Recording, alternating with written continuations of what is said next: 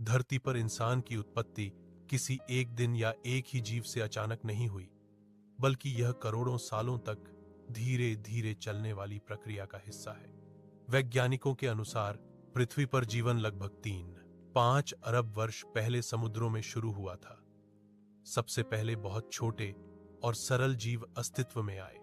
समय के साथ परिस्थितियां बदलती रहीं और इन्हीं जीवों में परिवर्तन होते होते नई प्रजातियां विकसित होती गईं। यही प्रक्रिया आगे चलकर जटिल जीवों, पौधों और जानवरों तक पहुंची।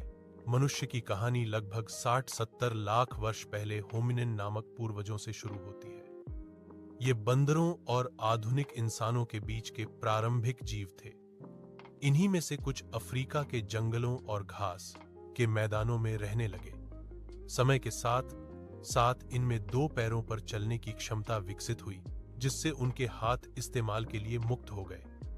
यही परिवर्तन आधुनिक मनुष्यों की दिशा में सबसे महत्वपूर्ण कदम माना जाता है। करीब 20 लाख वर्ष पहले होमो वंश प्रकट हुआ, जिनमें होमो हाबिलिस और बाद में होमो इरेक्टस शामिल थे। इन प्राचीन मानवों ने औजार बनाए, आग का उपयोग करना सीखा और लंबी यात्राएं की। लगभग 3 लाख वर्ष पहले अफ्रीका में होमो सेपियंस यानी आधुनिक इंसान विकसित हुए। धीरे धीरे वे अफ्रीका से बाहर फैलते गए, विभिन्न महाद्वीपों में पहुंचे और अलग अलग संस्कृतियां बनाई। मानव मस्तिष्क का विकास, भाषा का उदय, सामाजिक संरचनाएं और ज्ञान का संचय, इन सब ने आधुनिक सभ्यता को जन्म दिया।